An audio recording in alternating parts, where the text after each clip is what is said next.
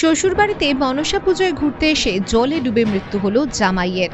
বাঁকুড়া জেলার ইন্দাস ব্লকের আকুই ১ নম্বর গ্রাম পঞ্চায়েতের গবপুর গ্রামে শ্বশুরবাড়ি বেড়াতে এসে জলে ডুবে এক ব্যক্তির মৃত্যুর ঘটনাকে কেন্দ্র করে এলাকায় চাঞ্চল্য তৈরি হয়েছে।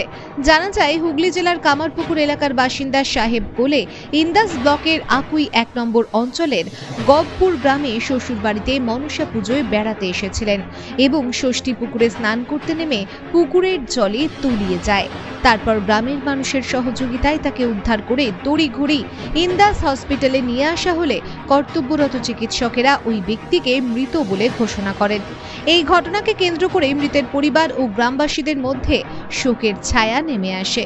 ইন্দাস থানার পুলিশ মৃতদেহটিকে উদ্ধার করে বিষ্ণুপুর জেলা হাসপাতালে ময়নাতদন্তের জন্য পাঠায়। ইতিমধ্যেই পুরো ঘটনার তদন্ত শুরু করেছে ইন্দাস থানার পুলিশ। শ্বশুরবাড়িতে এসছে ৩ দিন আগে শ্বশুরবাড়ি এসছে একটা অনুষ্ঠান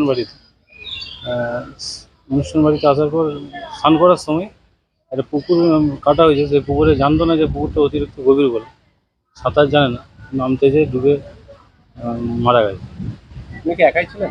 একাই, আরও ২-১ জন ছিল, তারা পাশাপাশি ছিল। তারা সঙ্গে সঙ্গে মানে ডুবে যাওয়ার পরই খোঁজখবর খুঁজছিল। খোঁজার পর তারা ১০-১৫ মিনিট বাদ তাকে খুঁজে পায় এবং তাকে খুঁজে পাওয়ার পর আবার আমরা ওখান থেকে গাড়ি করে ইন্দাস হাসপাতালে নিয়ে আসছি। ডাক্তারবাবু মৃত বলে ঘোষণা করে। যিনি মারা গেছেন ওনার নাম? সাহেব বলে। বাড়ি কোথায় আমার যিনি মারা গেছেন? আমার পুকুর। বাড়িতে কারা কারা আছে?